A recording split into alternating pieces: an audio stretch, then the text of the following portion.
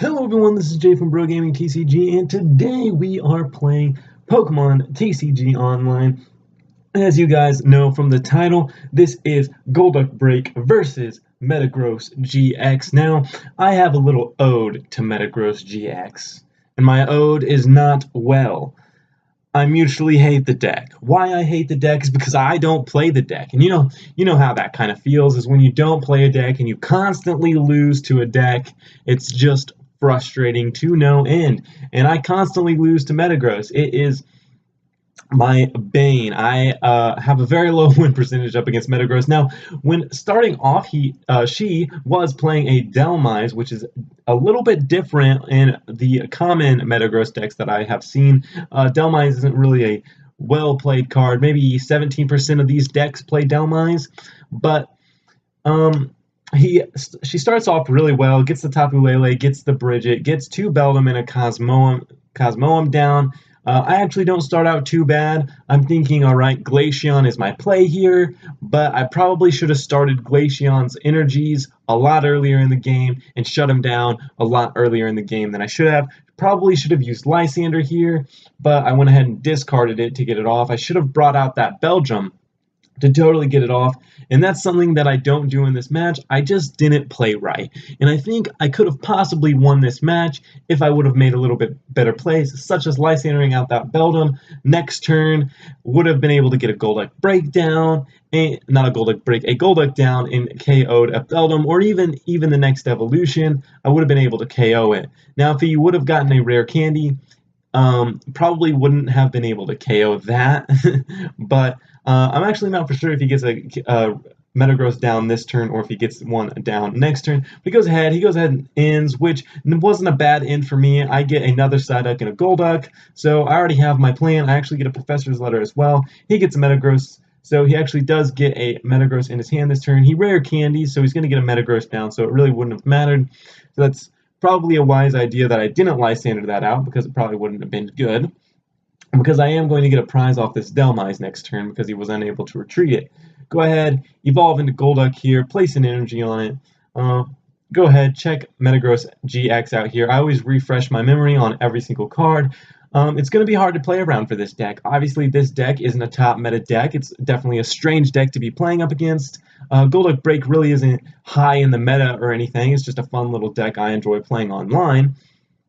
So go ahead, use Professor's Letter here, get some energy. I go ahead and attach one to my Glaceon, going ahead and getting some energy on Glaceon, but it's not going to KO it, get the in. Not the perfect card, but a draw power card, and I didn't have any draw power in my hand. I do have a Verse Seeker, though. He goes ahead and Sycamores, which probably is not the best for me. He is going to be able to get 3 energy on this turn, and actually rare candies once again to get Solgaleo out. So he is already all set up turn 3.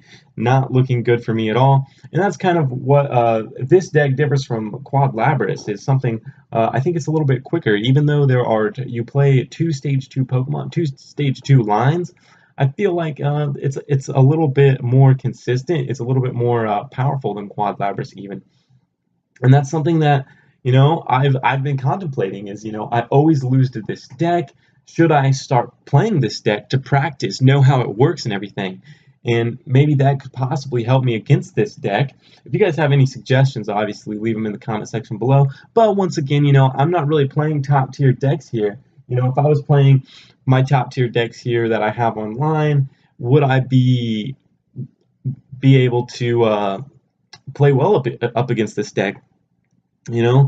So there's not really going on much here. She is actually thinking what she should do, because she knows that Glaceon's probably going to come out next turn if she KOs my Psyduck here, which that's what I'm hoping that she will do. I have Starmie down on the field and a couple energy in the discard pile, so there's no problem on getting energy even if I don't draw any.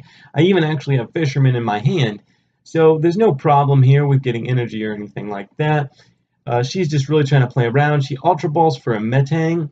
Go ahead and placing it down on the field,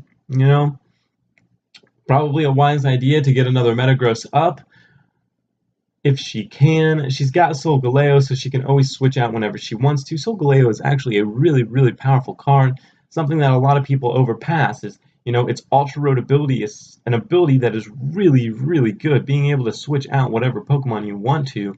you know. Goes ahead, puts an energy on it. Not for sure why she put an energy on that, but she did.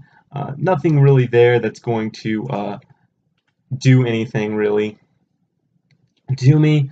I'm going to get Psyduck, Golduck down, and really not going to be able to do anything much after that. I could go ahead and use this Dive Ball, or I could use Fisherman. I actually end up using Fisherman here, gaining back all that energy that's been discarded from KOing and off of my Golduck's attack.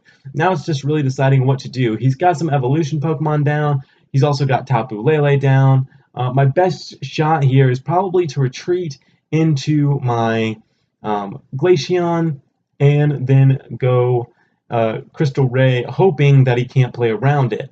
So that's exactly what I'm going to do. I'm going to go ahead, Crystal Ray, protecting Glaceon from any evolution Pokemon. Now this was my best hope in winning this game, was winning it with Glaceon, just wearing them down, possibly decking them out if I could, which I came very close to doing. And this was a very, very long match, you know, we're just about halfway through this match. And I was putting up a very, very good fight, but, you know, in the end I was outplayed just by the sheer power of this deck. You know, hitting me for 150 or 230 or something like that is just going to take me, you know, out of... He goes ahead and uses his GX attack, though, and right now he's just probably searching for what cards, you know, he wants to add into the hand. You get to add 5 cards off of that GX attack for simply 1 metal energy. So really, really good GX attack. Something that a lot of people play down, I think, and actually a lot of people use Solgaleo's GX attack in this deck. I go ahead and get a Golduck breakdown on the field just so I can use Hyper Transfer if I need to move energy around. I'm just going to go ahead, Crystal Ray, deal some damage, get some 70 damage down. What I'm trying to do here now is...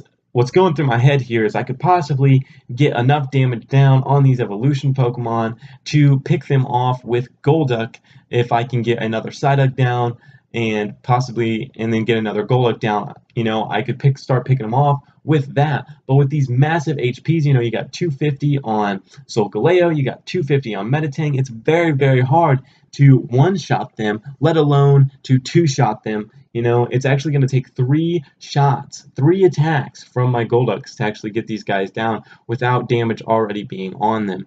So very, very difficult to take down his GX Pokemon. And he's actually going to get an energy drive off, dealing 120 damage to my Glaceon. So now Tapu Lele is a big threat for me. She is playing very, very well. She's just about every move that I make, she is outplaying me. And that's sometimes how games go, you know? You just get outplayed sometimes, and nothing you do just seems to go right. That's something that you just have to cope with in Pokemon. And, you know, the last pre-release I went to, 2 games, actually in my 3rd round game, nothing just seemed to go right for me. I was drawing the wrong cards and stuff like that, and, you know, sometimes that's how it goes, but that's kind of also the fun of Pokemon is, you know, trying to figure out how to win even when you're down. And actually I contemplate just going ahead and using Crystal Ray here and just letting my Glaceon go, but I knew that Glaceon was my best hope at winning this game. I needed to keep it out on the field. You know, I can retreat it. I don't have a Float Stone, but I still can retreat it, so I'm going to take 1 energy off of it and put it onto Lapras. So Lapras actually has 2 energy now, and I'm going to go ahead and retreat it. I'm not really losing energy because I still have Starmie's ability. So I'm going to go ahead, throw Golduck out there, Space Beacon for those 2 energies back. And actually, I can go ahead and double jet this Tapu Lele, putting 120 damage on it, leaving 50 left. I really don't know what to do after this.